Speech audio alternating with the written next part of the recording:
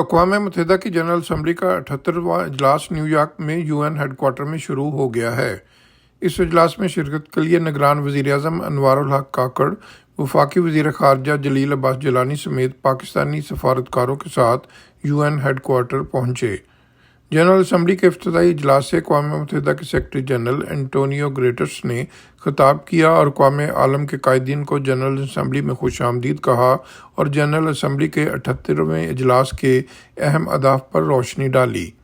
वज़ीर-ए-आज़म काकड़ general assembly की sidelines पर दुनिया के अहम ममालिक के आला हुकाम और सरबराहान से अहम मुलाकातें करेंगे।